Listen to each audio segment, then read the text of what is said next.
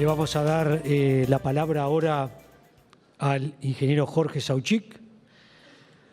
Su conferencia es Manejo de la fertilización, estrategia y balances de nutrientes. Jorge, adelante, lo voy a presentar brevemente. Es ingeniero agrónomo, es investigador principal de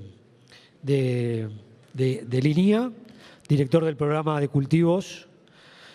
Tiene un doctorado en Iowa State en manejo de suelos y esperamos que disfruten y tomen buenos elementos de la charla que él va a dar ahora, manejo de la fertilización, estrategia y balance de nutrientes. Gracias, Jorge.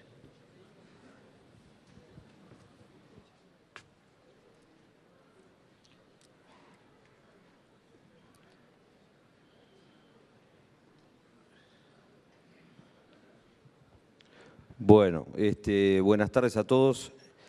Como verán, había una lista de autores importante y cabe hacer la aclaración. Perdón. Que de esta lista, tanto el ingeniero Agustín Núñez como Adriana García no pudieron venir a dar la charla y entonces el técnico me pidió que calentara. Debido a mi estado físico no preciso calentar. Ya, si caliento ya me canso. Entonces vengo casi que derecho a meterme en el asunto, ¿no? Pero no, básicamente esto es un trabajo en el cual yo he colaborado, pero básicamente los créditos fuertes de trabajo son sobre todo de Agustín y de Adriana. Así que vamos a tratar de no embarrarla. En un área en la cual,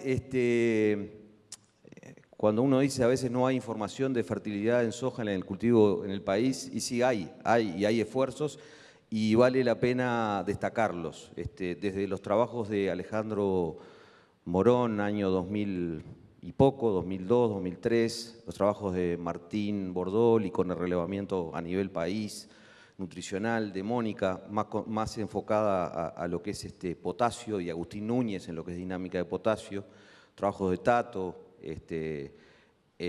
más focalizado a soja de segunda. Hay un acervo de conocimiento interesante y en la realidad también de alguna manera las ramas de los árboles que presenta Sebastián muestra que las cosas de alguna manera vienen mejorando en el tema manejo de nutrientes. Es decir, que parte de esa información ha sido transferida y eso es bueno. Básicamente para estrategias de fertilización manejamos, bueno, dos conceptos: la fertilización de cultivo, lo que manejamos históricamente en el país, niveles críticos, rangos críticos de un determinado valor de análisis de suelo, de planta, etcétera, donde buscamos maximizar el retorno de la inversión, donde el objetivo es productividad de corto plazo y donde las herramientas de manejo básicamente que tenemos hoy más confiables son los análisis de suelo y los rangos que manejamos. Y lo que llamamos más fertilización del sistema, que va por el lado de balances, de reponer lo que sacamos, y va un poco por el lado de lo que terminaba la charla hoy Sebastián. En un sistema que está inestable en el sentido de algunos nutrientes, con algunos problemas y a los cuales hay que buscarle solución. ¿Es para la coyuntura 2014-2015? Probablemente no. Es un pienso que hay que seguir haciendo. Entonces, para lo que es criterio de suficiencia, tenemos niveles críticos aceptables y recomendaciones para los principales nutrientes. Vamos al caso de fósforo. Esto es soja de primera. Acá tenemos fósforo disponible. Y acá tenemos rendimiento relativo, un indicador de la respuesta a ese nutriente. Nunca las relaciones son con rendimiento absoluto, sino con un indicador de respuesta, en este caso rendimiento relativo. Y lo que vemos es que debajo de los niveles críticos tenemos una gama de situaciones. Situaciones donde el nivel es bajo y no hay respuesta porque hay otra limitación más grande, o situaciones donde sí hay respuesta. Y por encima, obviamente, situaciones donde no tenemos respuesta. Pero siempre esa nube de puntos debajo del nivel crítico es observable.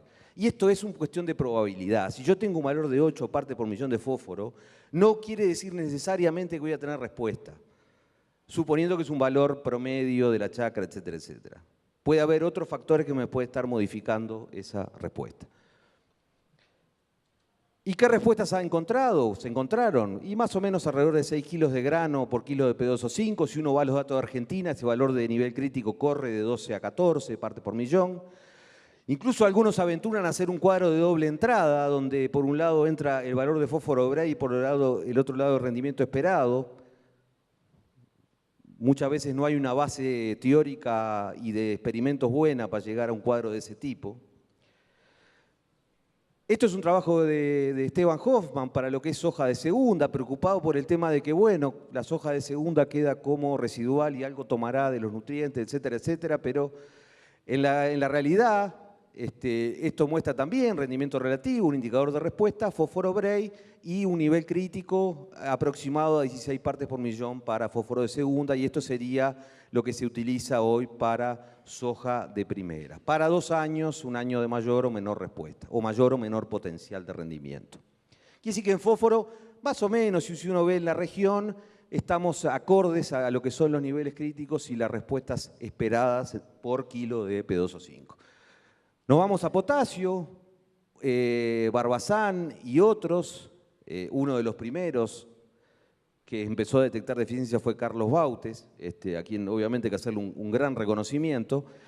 Podemos hablar de nivel crítico o de rango crítico, esto puede ir hasta 0,40, separa las zonas de respuesta de las zonas de no respuesta para diferentes cultivos. Y se ha avanzado en otros indicadores que complementan a solamente el potasio intercambiable. El trabajo de Núñez, lo vamos a mostrar después, agarra lo que sería una extracción más agresiva, tratando de extraer lo que es el potasio no intercambiable y viendo cómo hay diferencias entre los suelos en términos de reserva.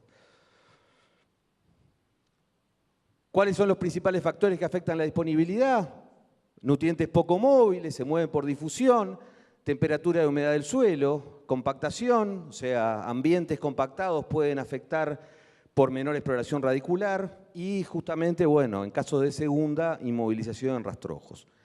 En el caso de potasio, algunos indicadores que uno puede usar de diferentes fuentes, la relación del carbono sobre la SIC, que debería andar en un 2 a 5%, la relación de base, que por años en los laboratorios americanos fue la base de recomendación para potasio, pero obviamente, como ustedes ven, los rangos son muy amplios. Esto sería la relación ideal de un suelo entre calcio, magnesio y potasio, y lo que hablaba hoy, los niveles de reserva.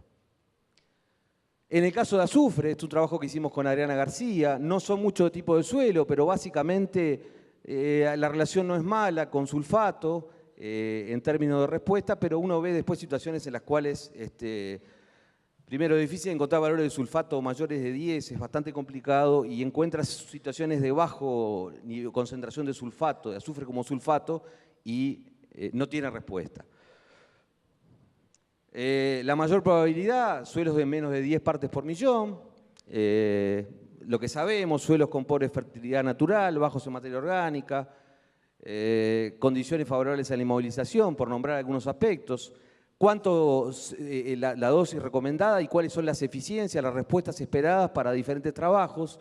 Que es bastante amplia, de 11 a 23 kilos de grano por kilo de azufre. Pero como dijera hoy, en el marco de lo que decía Sebastián, en el balance para la secuencia hoy marca un déficit que no me acuerdo si era 9, 10 kilos, o sea, no estamos en una luz roja. Esto es un nutriente que lo podemos manejar, digamos. Nitrógeno, obviamente, es la fertilización del cultivo, la fijación biológica, lo más importante. ¿Y qué es lo que está pasando?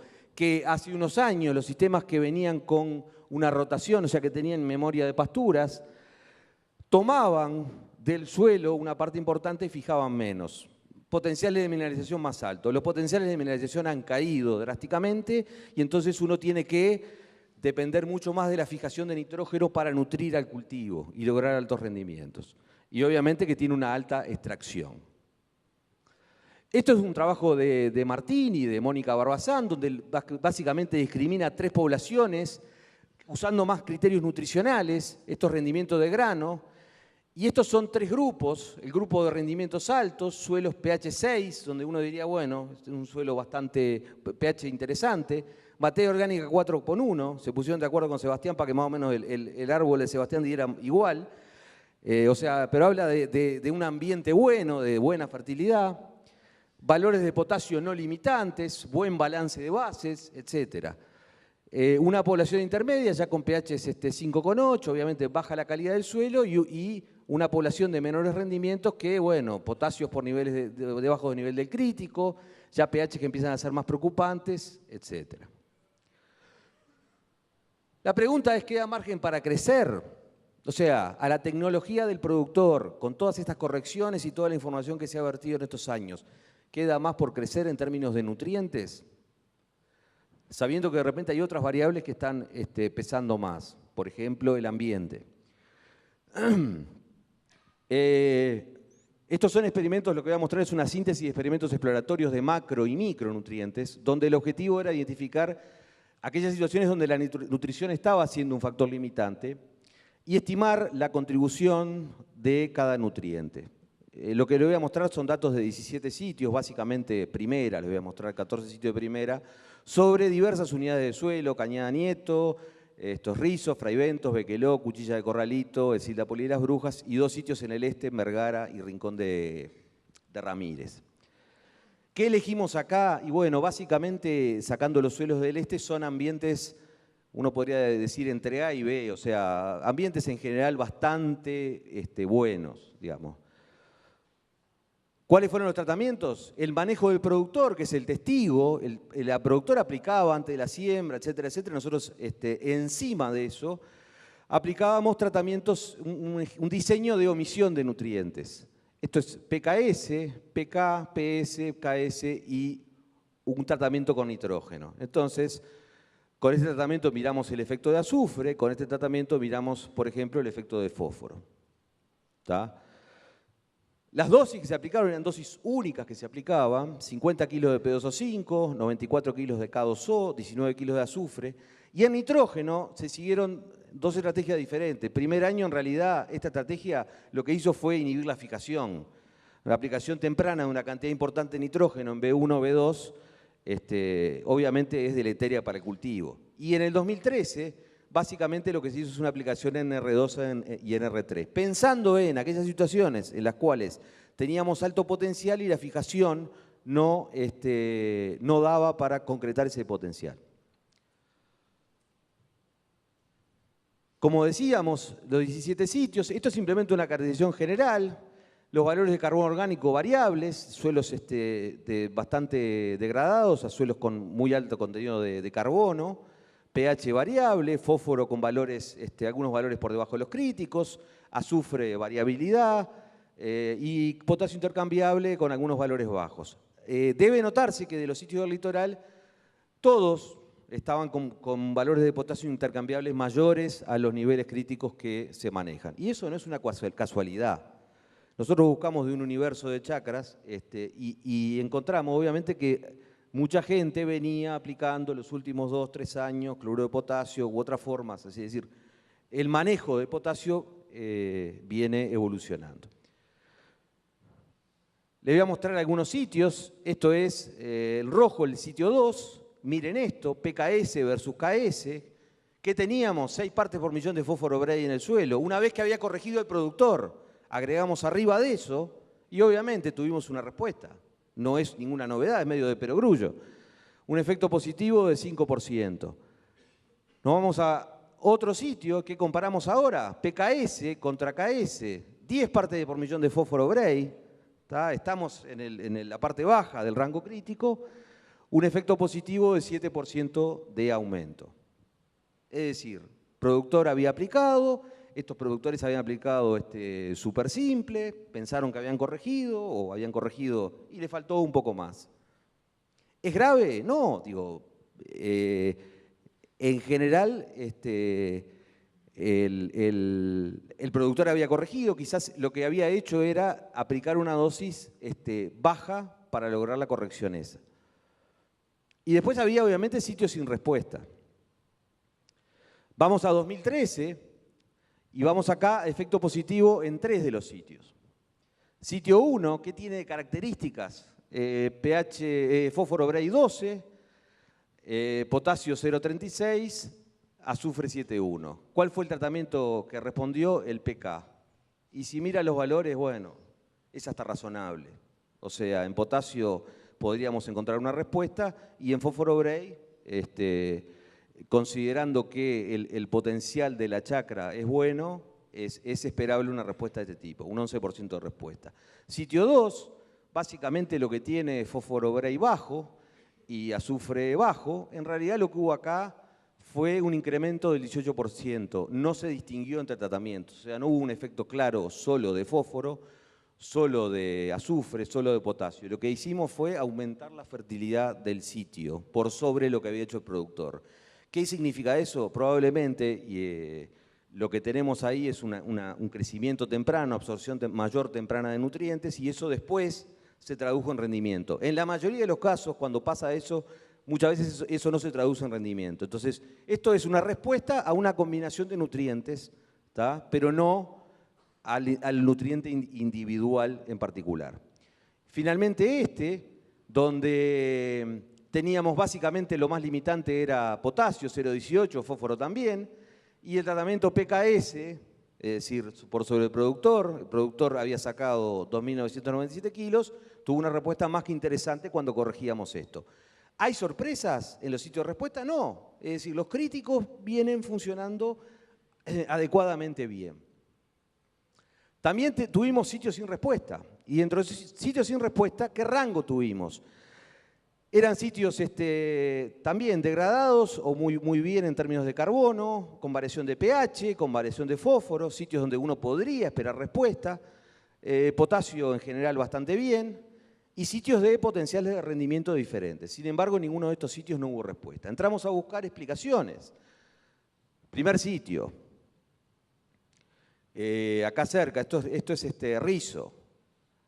Miren las deformaciones, problemas físicos, historia agrícola muy fuerte, suelo pesado, aplico nutrientes, pero en realidad el problema es otro, el problema es el ambiente, es la parte del árbol que está arriba de los nutrientes.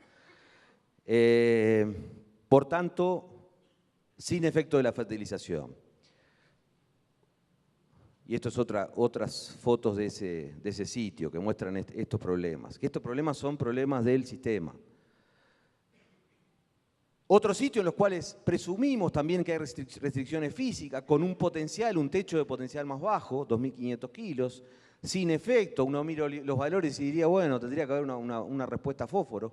Sin embargo, acá estamos en condiciones limitantes. Es decir, yo estoy en un ambiente malo, un ambiente en el cual identifico algún tipo de estas restricciones, el contenido de humedad, si llueve o no, me puede borrar parte de esas restricciones, pero yo sé que estoy en un ambiente en el cual tengo un techo de respuesta al agregado de nutrientes. Otro en el cual le pusimos otros factores, potasio bien, fósforo bajo, sitio de bastante buen potencial, también sin efecto de la fertilización. Y otra vez repetir el concepto, es decir, cuando yo tengo un valor de análisis de suelo de 9 partes por millón, primero que bueno, ese valor es variable, todo lo que quieran, bárbaro. Pero si yo asumo que ese valor de 9 partes por millón entra en alguna de estas clases, acá tengo que hablar siempre de probabilidad. Y por eso le hablaba hoy, cuando tengo niveles críticos y tengo debajo del nivel crítico situaciones que tengo respuesta y situaciones que tengo no respuesta, es que cuando estoy bajo tengo una mayor probabilidad de respuesta, pero no me asegura que en realidad tenga respuesta. Entonces, el análisis de suelo es una muy buena herramienta y genera probabilidad de ocurrencia, de respuesta baja, media, alta, pero puede fallar. Puedo tener una chacra con 8 partes por millón en las cuales no tenga respuesta porque estoy afectado por otra cosa. ¿Estamos de acuerdo? Tampoco que estamos descubriendo la pólvora, es una cosa que ustedes manejan, digo, pero vale la pena enfatizarlo de vuelta. Estos experimentos tenían también un tratamiento con nitrógeno. No miren tanto las eficiencias porque las aplicaciones fueron altas, esa aplicación en estado de R2, R3. 2 sitios de 12 tuvieron respuestas positivas, o sea, este es el tratamiento PKS y este es el completo, NPKS. La eficiencia obviamente es baja y está dada sobre todo porque se aplicaron valores altos de nitrógeno, 100 kilos de nitrógeno. Uno podría pensar en aplicaciones tácticas, como ha trabajado el ingeniero Salvagiotti en Argentina para chacras de alto potencial, pensando en menores cantidades de nitrógeno en ese estado. Y también respuesta aquí en este sitio. Y respuestas negativas en esta. Se ve que acá jorobamos sinceramente mucho la parte de fijación de nitrógeno. ¿Qué pasó con los micro? Acá lo que básicamente los tratamientos eran una mezcla de varios, zinc, hierro, acá se me coló un macro, manganeso, cloruro de calcio, boro, cobalto, modildeno. Y todo sobre la base PKS, decíamos, teníamos PKS y qué pasa si a eso le agregamos los micronutrientes. La verdad, en 2 de los 17 sitios con potenciales variables tuvimos respuesta.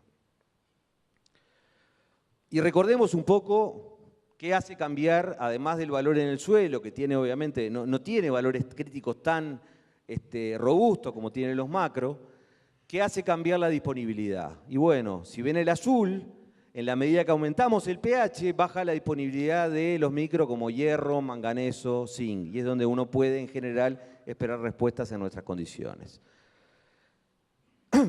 Entonces acá tenemos 3 situaciones. En azul es una situación de pH 7,1. ¿Qué esperaría uno en pH 7,1? Problemas de baja disponibilidad de hierro, manganeso, zinc. Y si uno mira, este es el testigo PKS, y cuando le agregamos los micro, hay efecto zinc, hierro, la mezcla de todos y un poquito menos de manganeso. O sea, resultados esperables. Vamos a una situación de pH 6. Muy poco efecto, casi nada. Esto no es significativo. Vamos a una situación de pH 6,1 y nuevamente la mezcla de todos es mejor. Zinc, magnesio, manganeso, en general superiores a lo que es el tratamiento PKS. Estos son otros experimentos de Adriana García, donde muestra más o menos la respuesta que podemos esperar en suelos donde realmente la disponibilidad de hierro baja. Entonces un suelo con pH más de 7,2, más o menos un 12% de incremento, o en el caso de zinc, donde, bueno, hay un valor tentativo, un rango crítico tentativo de 0,6 a 1 parte por millón, muestra alguna respuesta a zinc. ¿Vamos a hacer una revolución cuidando los micronutrientes? No. Hay que prestar atención, obviamente, en algunos casos pueden ser útiles, pero no vamos a cambiar el sistema agrícola del país solamente con esto.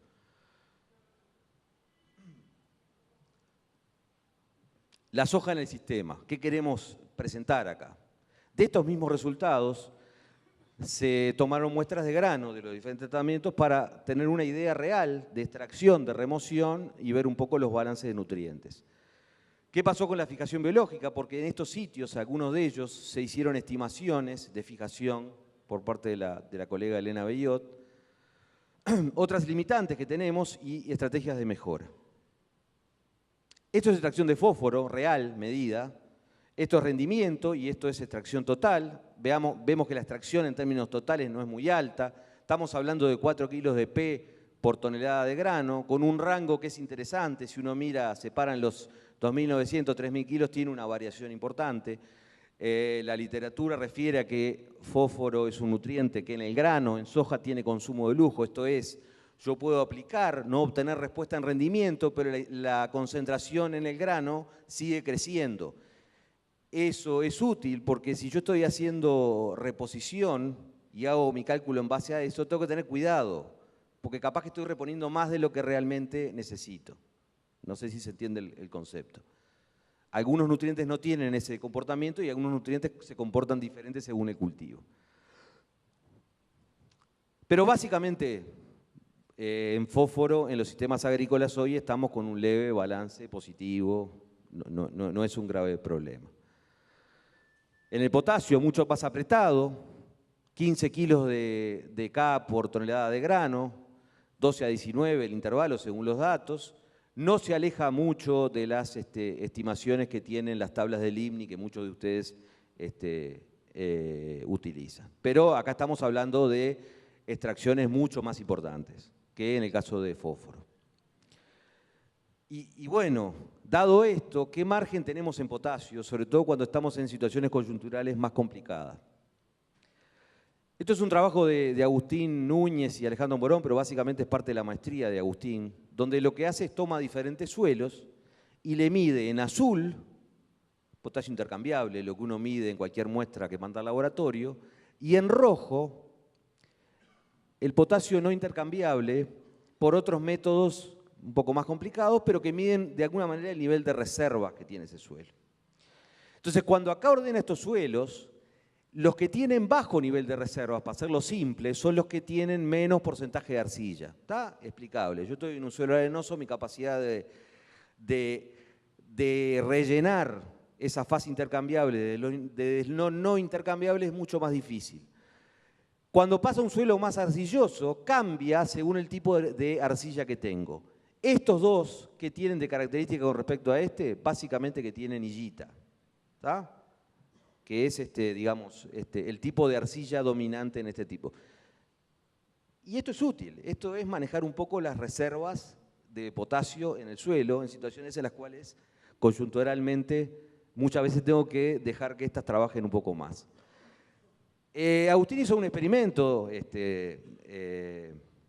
lo voy a pasar todo porque tiene una animación muy fancy para hizo un experimento macetero con ryegrass perenne, en lo cual obviamente uno tiende a sacar lo intercambiable y las reservas, pero básicamente este experimento con cortes en el cual uno extrae la mayor parte del potasio equivale a una extracción de alrededor de 300 kilos de potasio. Cuando lo llevó al mundo real, a una soja o un trigo soja, una soja, pongámosle de rendimiento de 3.000 kilos, que extrae unos 45 kilos de potasio por hectárea, por la gráfica anterior, o sea, datos observados, esto equivale a 7 cultivos de soja o 5 años de trigo soja. Es decir, la pregunta es, bueno, si yo no fertilizo con potasio, en 7 años se me termina la reserva. No, no es tan así, porque esto es un experimento, digamos, en el cual le exigimos mucho las reservas. Pero bueno, es una guía para tener en cuenta. Algunas consideraciones sobre esto. Un aspecto que no se considera comúnmente, ¿cuánto tenemos de potasio disponible por debajo de los 20 centímetros? Si bien en algunos otros lados se considera el valor de potasio en el subsuelo, por lo menos si es bajo, medio o alto. Si es alto, uno tiene otro poder buffer. El tiempo de reposición de potasio disponible por parte de las reservas, que es lo que hablaba un poco hoy, este equilibrio. Un concepto clave acá es, está bien, yo puedo dejar de fertilizar con potasio. Si dejo mucho tiempo y cae mi valor, me va a costar mucho más subirlo. Ese es otro concepto que me parece bueno dejar. La presión de extracción de potasio en el invernáculo fue aproximadamente equivalente, para poner un número, a 6 cultivos de soja de 3.000 kilos por hectárea. En cuanto a extracción de azufre, básicamente se da muy bien los valores con lo que estima IMNI, con valores medidos, 3 kilos de azufre por tonelada de grano. O sea, esto en el balance lo podemos corregir fácil, los temas son potasio y nitrógeno, porque nitrógeno estamos con una soja de 3.000 kilos, se está llevando 150 kilos de nitrógeno, por lo menos. O sea, estamos con extracciones sin duda altas. Y bueno, y esto repercute en el balance. Esto fue hecho por Alejandro Morón en el 2004, en base a datos tomados de chacras, donde la fijación representaba aproximadamente un 30-35% de lo que tomaba el cultivo de soja. Que era más o menos esto. 34% del N absorbido total venía por fijación en la soja. ¿Qué características tenían esos sitios? Eran ambientes A, para ponerle un nombre. O sea, suelos con buen contenido de materia orgánica, buena capacidad de mineralización. Es decir, la soja le costaba energéticamente menos tomar nitrógeno mineral que fijarlo. Entonces fijaba poco. Estas son estimaciones de Elena Bellot, tiene 2 años, hoy presentamos uno porque le falta venir resultados de nitrógeno 15. Estas barras que pusimos acá hacen referencia a un trabajo de Fernando Salvaggiotti, donde bueno, marca que el rango de fijación, la estimación de fijación en chacras comerciales anda en un 30 a un 60%. Obviamente acá tenemos situaciones preocupantes donde hubo algún problema seguramente con la inoculación y situaciones, bueno, muy deseables en las cuales el balance se hace muy positivo para nosotros. Pero digamos, esto hay que seguirlo trabajando. Acá hay un efecto, se trató de relacionar esto con el PMN, pero los PMN en general eran todos bajos. O sea, no había sitios de alta capacidad de suministro de nitrógeno que por eso fijaban poco. Tampoco grandes problemas de pH. Esto es más, quizás manejo del productor, de la inoculación. Digamos, Elena está trabajando bastante en ese tema. Dado entonces esa magnitud, así como hicimos las consideraciones en potasio, en nitrógeno vale la pena hacer la consideración. Y cuando hoy Sebastián mostraba el semáforo al final de la charla de que estábamos, bueno, incorporando menos residuos de lo que precisábamos, de que estamos, también el carbono y el nitrógeno tienen un paralelismo, no podemos formar materia orgánica, bueno, pensemos un poco cómo mejorar esto, importancia del balance de nitrógeno.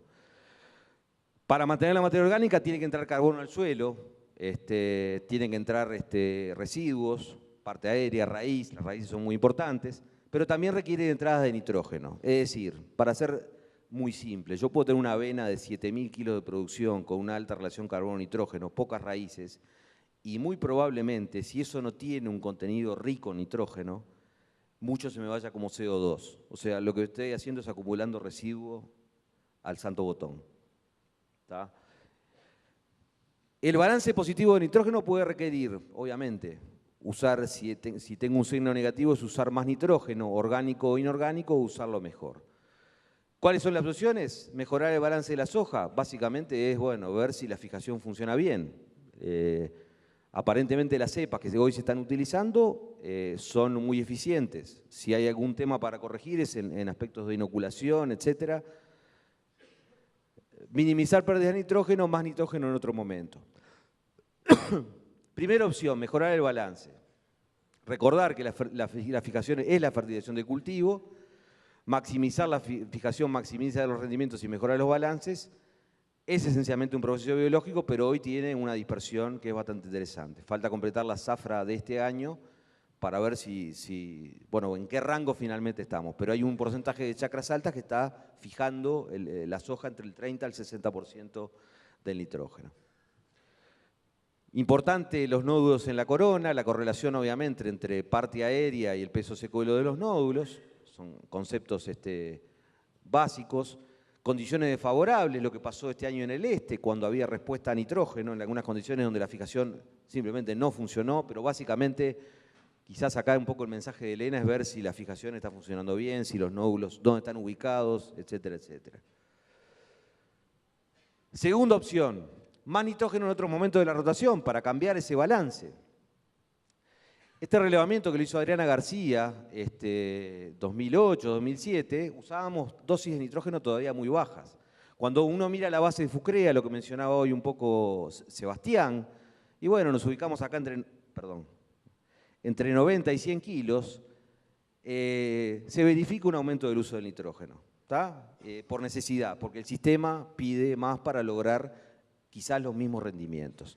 Es decir, no es una aplicación de nitrógeno recreativa, es una aplicación porque los cultivos precisan más, porque los potenciales son más bajos. Entonces nos hemos ido corriendo acá por necesidad. Tercera opción, otras entradas, cultivo de cobertura de diferentes tipos. Esto es un trabajo donde tenemos 10 años seguidos de cultivo de cobertura en secuencia de soja de primera. Básicamente es monocultivo de soja de primera con o sin inclusión de cobertura invernal. Y lo que quisimos ver es cuál es el impacto en las propiedades del suelo. Un par de cosas para detenernos. Acá lo tenemos, cobertura de avena, son 10 años, ryegrass, y esto es barbecho, es un testigo sin cobertura. Soja de primera, nada, soja de primera, nada. ¿Qué cambiamos? Aumentó la materia orgánica en aquellos tratamientos avena, ryegrass, luego de 10 años, aumentó el nitrógeno total, luego de 10 años, aumentó el potencial de mineralización, ese nitrógeno